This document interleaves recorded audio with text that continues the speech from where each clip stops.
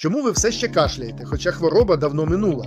Тому що легені не відновилися, а запалення залишилося млявим. Фітозбір номер 5 – це не просто трави від кашлю. Це системна формула для бронхолегеневої регенерації.